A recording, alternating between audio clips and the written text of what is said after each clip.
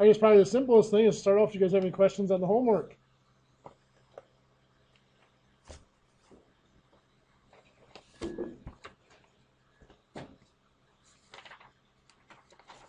I know the first several, you're looking at time constants. Come on.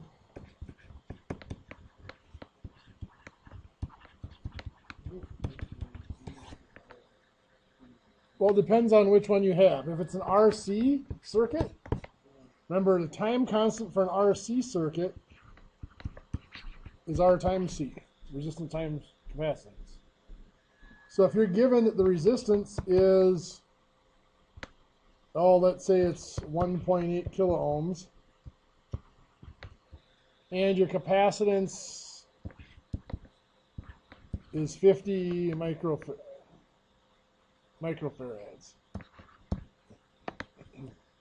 Your time constant, of course, 1.8 kiloohms is 1800 times 50 microfarads is 0.00005, and you multiply that out.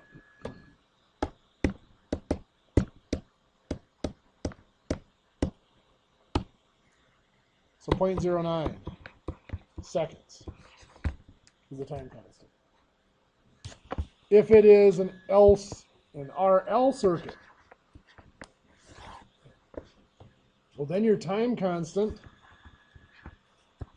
is L over R. So let's say that you are given a resistance of, let's say, 800 ohms and an inductance of 700 millihenries. Your time constant here, 700 millihenries is 0.7, divided by 800, that's just 800 ohms, there's no prefix on that. So 0.7 divided by 800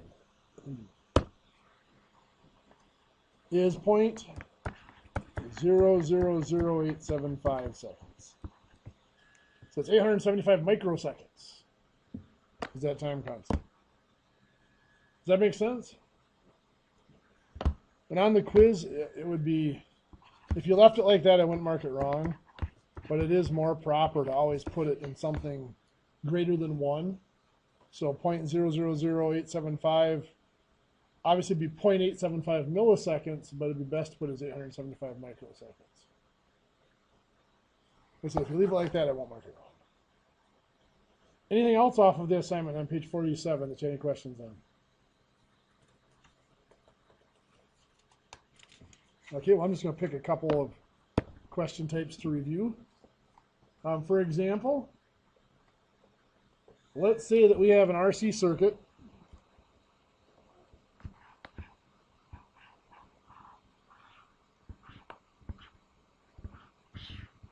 And we've removed the voltage source.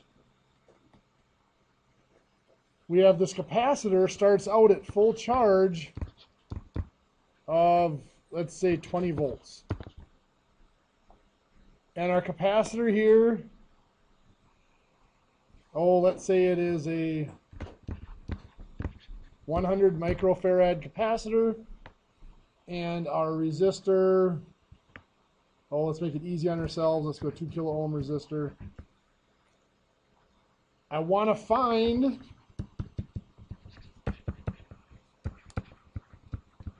the charge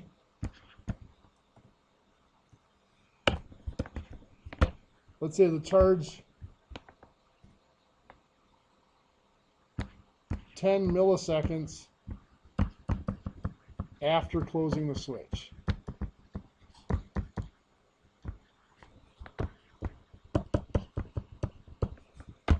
So first question, is this RC or RL?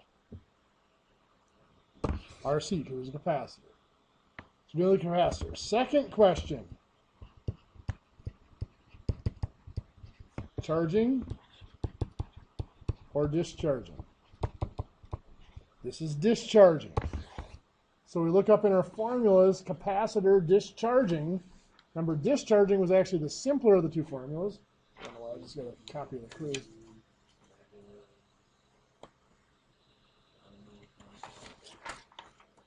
You got it.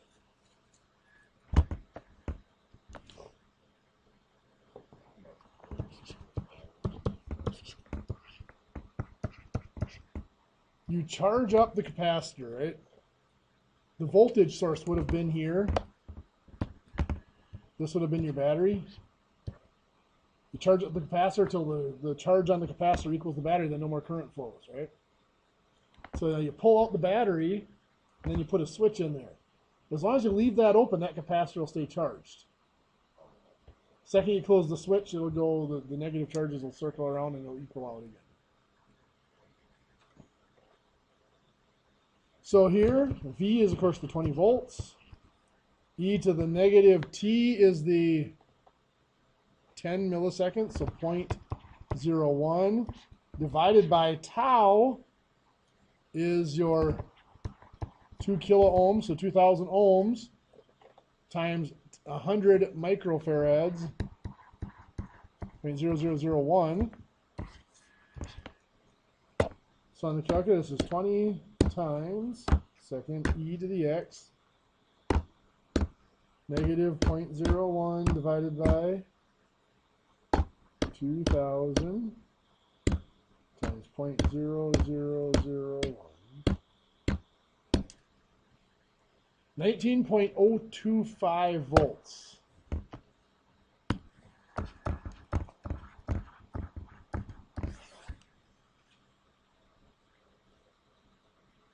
Does that make sense? Okay. You might have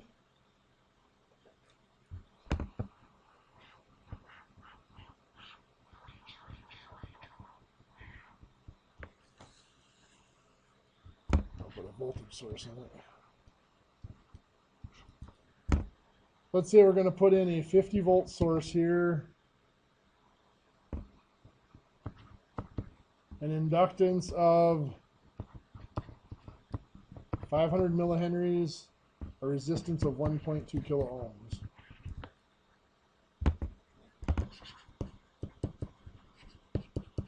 Find the current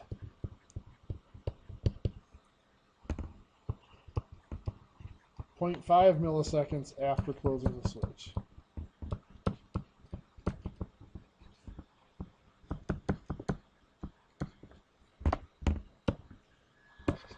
So first, RC or RL?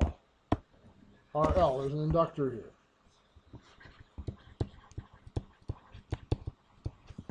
Charging or discharging? Well, there's a battery there, right? The fact that there's a voltage source there implies that we are charging. So it starts out at zero amps of current. We're looking for current when we're deal with an inductor, sorry. Starting with 0 amps, and we are going to charge it. So the formula for charging a current increase, I should say, technically the term is increase when you're dealing with an inductor, and decrease instead of discharging. But the current in that inductor is equal to the voltage divided by the resistance times 1 minus e to the negative t over tau.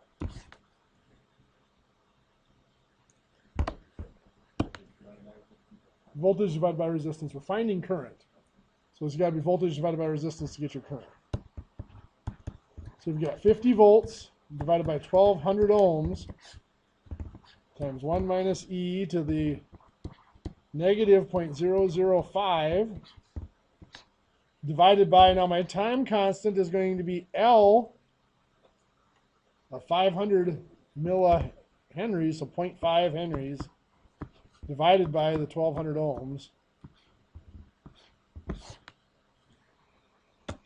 So in the calculator, I'm going to put in 50 divided by 1,200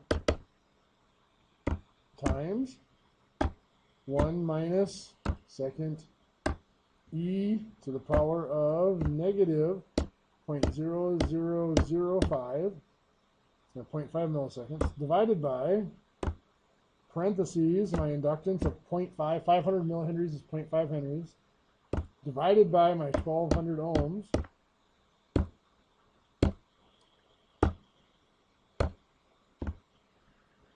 .029 amps. So that is 29 milliamps at that point.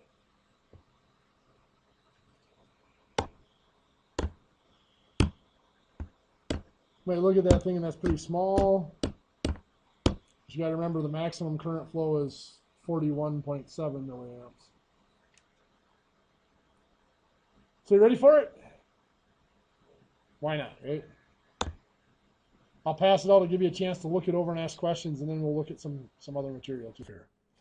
What we're going to talk about today is actually the stuff that Mark's been talking about in your signal testing. He'd mentioned something to me about getting to it, and it fits in just perfectly with what we've been doing. We're going to talk about the measure of power ratio. Now, we're not talking about absolute power at this point. It's just a ratio of power. And the reason we talk about it this way is because this is how we perceive power in our hearing, auditorily. So this is actually, it's used not only for signal strength, but also for sound levels and stuff like that. But the unit that's used is called a bell. And a bell is a unit of power increase. It's a ratio of that power.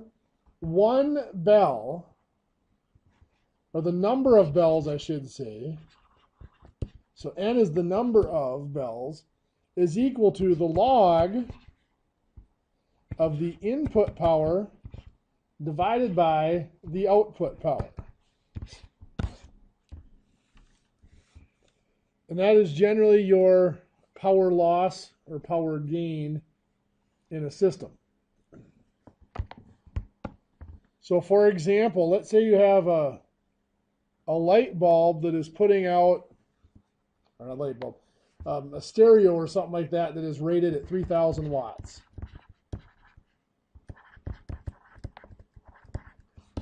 It is running on a 110 volt circuit, and it is drawing 30 amps. So the power output is this rating. It's a 3,000 watt system, so that's its output. We're assuming it's working at its stated output. The power input is voltage times current. 110 times 30 is 3,300 watts. That's the power input. So the power loss here in bells, now log, there's no number there, so it's assumed it's a base 10, is 3,300 watts to 3,000 watts. So log, notice I dropped the zeros just because 3,300 divided by 30 is going to have the same ratio as 33 over 30. So I get 0.041.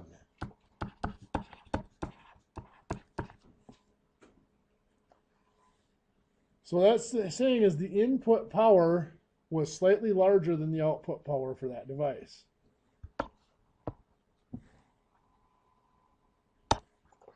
Okay, so yeah, to be more useful is usually power gain.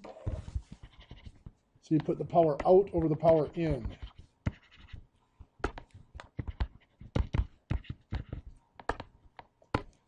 So that would be then, instead of 3,300 over 3,000, the other way around, 3,000 over 3,300, which makes more sense. So the power lost in this device, let's clear that out, is log of, again, 3,000 divided by 3,300. So there's a negative 0.0414. And that would be in bells. Now you look at this here, 3,000 to 3,300, that's nearly a 10% loss. You got to remember the 10% would come off of the input, not the output. So it's nearly a 10% loss.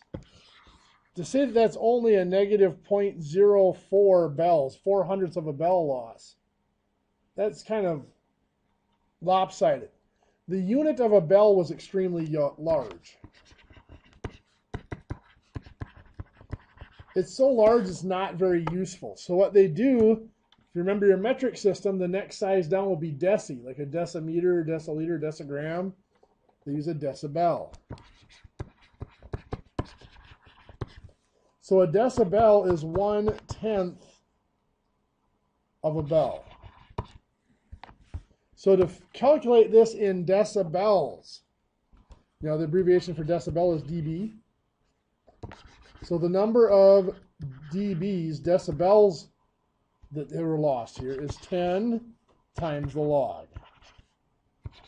of P out over P in. So if I did that calculation and punched it in again, I would get a negative 0.414 decibels. So 4/10 of a decibel loss is what that is saying there.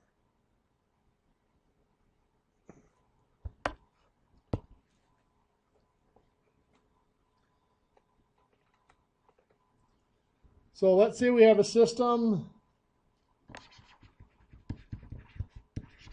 rated at 1,500 watts. And let's say it is using, oh, let's get something fairly inefficient here.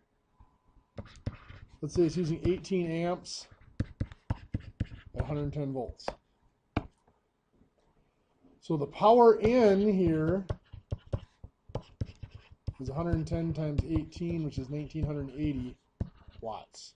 And of course the rating here is, we're assuming that's the power out.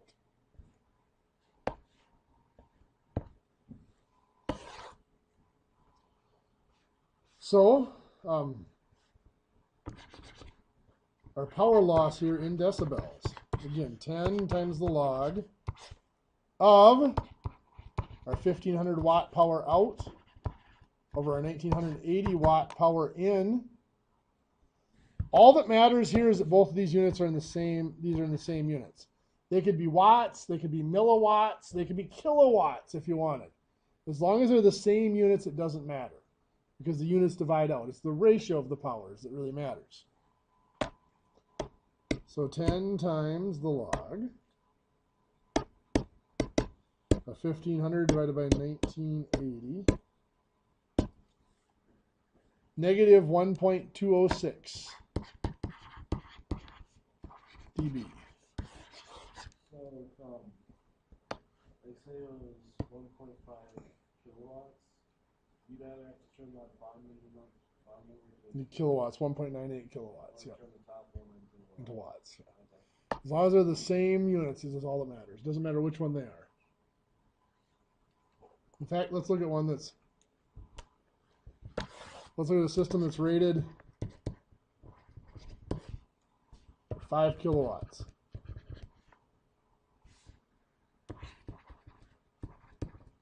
Let's say it consumes 50 amps at 110 volts. So the power in is 110 times 50, which is 5,500 watts. So I would either have to change this into watts or this into kilowatts, either one. I usually work down to the base unit, so I'd change that to 5,000 watts for my P out.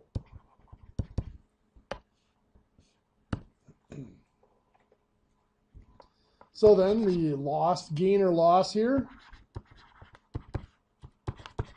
10 times the log of 5,000 over 5,500. This should be a negative 0.414, and I'll explain to you how I know that in just a second.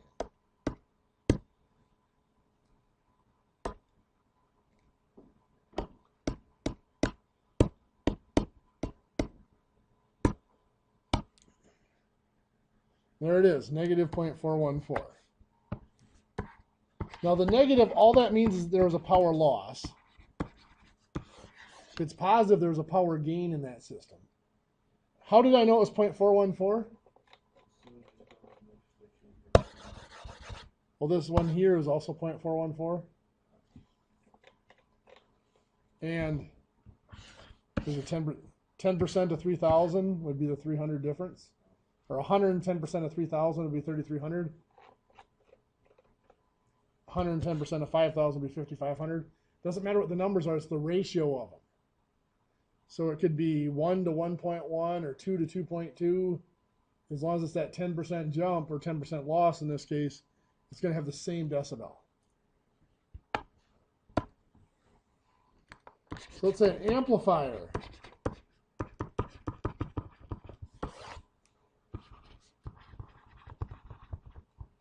Converts a 3,000 watt signal to a 5,000 watt signal. So let's find the gain. So the number of decibels is going to equal 10 times the log of, now the 5,000 is the output here, goes on top of the 3,000. Now again, it doesn't matter whether they do 5,000 over 3,000 or 5 over 3, the ratio will be the same. 10 times the log. Now I'm just going to put in 5 over 3 to save myself typing in the zeros. 2.218.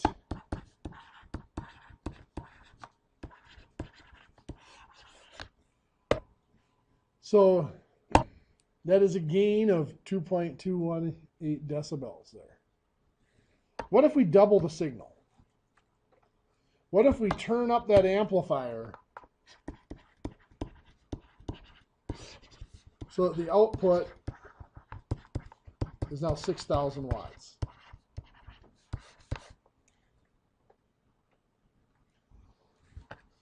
The power gain here, number of decibels, is 10 times log of, it won't be 5,000 anymore, it'll be 6,000 over 3,000. Now again, all that matters here is that ratio is 2. It's 2 to 1. 10 times log of 6,000 over 3,000 is 3.01. If you remember, last week, I believe, when we started logs, we were calculating, the log base 10 of 100 is 2. The log base 10 of 200, 2.301. Remember that? If you doubled it, whatever its log was always went up by 0.301. Log of 1,000 is 3. Log of 2,000, 3.301. That's exactly what's going on here. We doubled the signal strength. The signal strength doubles, it's always going to be a 3.01 dB gain. In fact, they usually call it just a 3 dB gain. So this is power gain or loss here that we've talked about.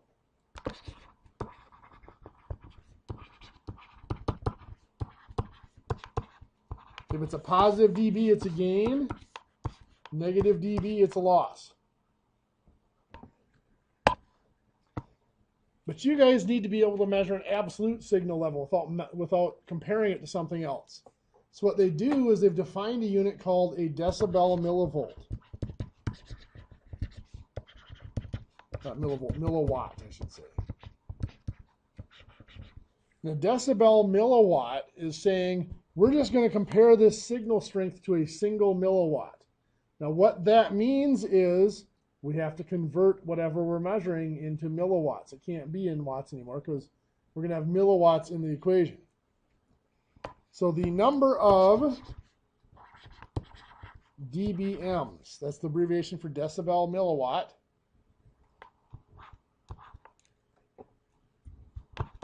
is 10 times the log of our power compared to 1 milliwatt.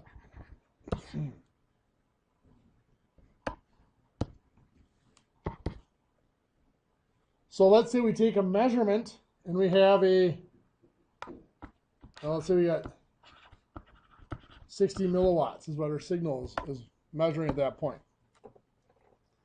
So the number of dBm is 10 times the log of 60 milliwatts over 1 milliwatt. Well, when I punch this in the calculator, 10 times the log, I don't even have to put in the 1, that's just going to be 60. 17.782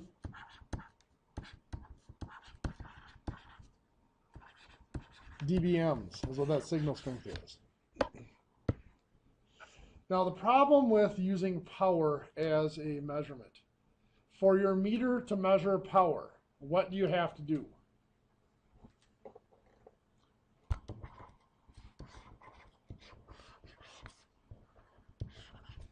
To measure power with most meters, you have to disconnect the circuit and you have to insert your meter into that circuit, which means you have to interrupt the signal. The only part of a circuit that we can measure without, to measure current, you have to do the same thing. You have to insert your meter into the circuit. That's why you need that for measuring power. The only part of a circuit that you can measure without disconnecting it is voltage. So we want to look at comparing voltage gain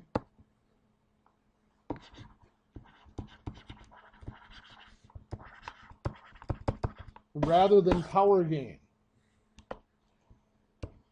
So if we're looking at a device, we have to assume every device, I'll label this device since my artwork is really impressive here.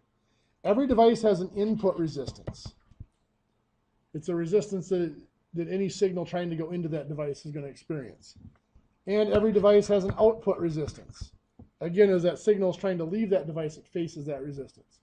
So for what we're about to do to work, we have to assume the input and resistance and the output resistance are close enough to equal that we can ignore any differences in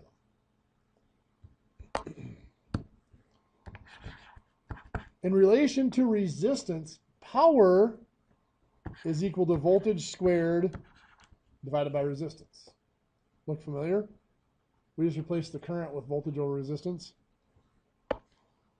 So if that input resistance and output resistance are approximately equal, if I replace the voltage in my formula here, so my number of dBs is 10 times the log of, if I replace the power out with voltage out squared over output resistance over the input voltage squared over the input resistance, again, I have to assume that the output resistance and input resistance are close enough to equal so that I can cancel them out in this formula. So they're gone, which gives me 10 times the log of V out squared over V in squared. Well, time for a little algebra work. If both the numerator and denominator of a fraction are squared, we could just do this. Put the squared outside the fraction like that. The whole fraction is squared. And if you recall, one of our rules for logarithms, log of x squared is just equal to 2 times the log of x. That was one of the things we went over last week when we first started logs. So if I apply that down here, my number of dBs, if I pull the 2 out, 2 times 10 is 20 times the log of the output voltage over the input voltage. Like I said, the advantage here is you can measure output voltage and input voltage without having to disconnect anything and without having to interrupt the circuit. So let's say the input voltage is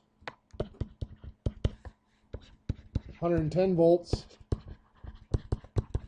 The output voltage is 70 volts.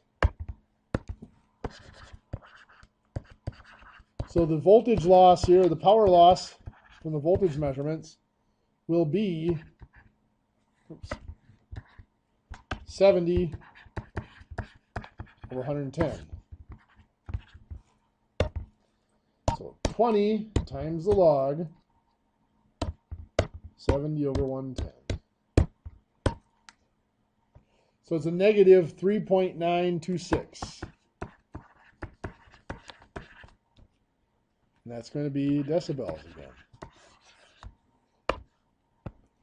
So if you're measuring the signal by measuring the voltage strength of that signal, you have to use this formula. All that changes is this becomes a 20 instead of a 10 because we're dealing with a voltage. Power is related to voltage squared. That allows us to ignore the current. Okay, that's also goes through comparing the input current, and it goes through the same formula. Yeah, go ahead, you had a question? Sorry, can you just go to the, was it voltage out divided by resistance out? Oh, sure. This is just saying, this is just the output power is voltage output voltage squared over output resistance. Yep. So yeah, the resistances cancel out, and then we pull out the squareds into the logs. Yep. All that's doing is converting our formula over so we can use voltages instead of having to interrupt the circuit to measure power. Some of your newer meters, you can measure the power without breaking the circuit anyway, can't you now? You have the induction meter. But you've got the induction meters, you hook the loop around it, and then you stick the probe on there. You have to measure the voltage and current at the same time, basically. The meter should be able to measure it now. The induction meters aren't terribly accurate, but for signal strength that you guys are doing, they should be good. Same thing for current. The number of decibels is 20 times the log of I out over I in. Nope, not squared for current. Well, the squared is the 20. See if we did this. I out squared over I in squared. You pull out the squared, and the squared goes out and makes that a 20 instead of a 10.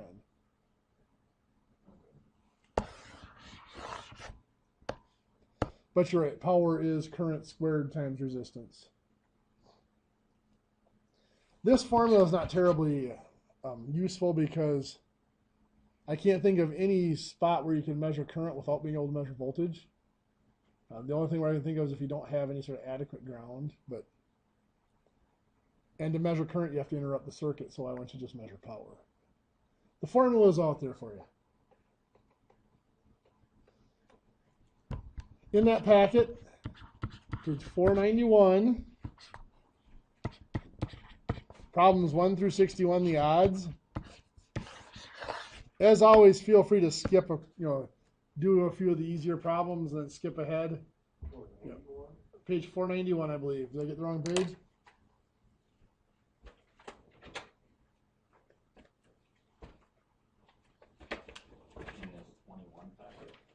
Yep, the one I just handed out. You got the wrong page. Do I have the wrong page? Page 459. That's very possible. 464. Let me take a peek here. I'll figure it out. For that quiz, are we allowed to, I mean, it's usually take home even their answers because they're Yep. It is 459. I don't know where I got the 491 from.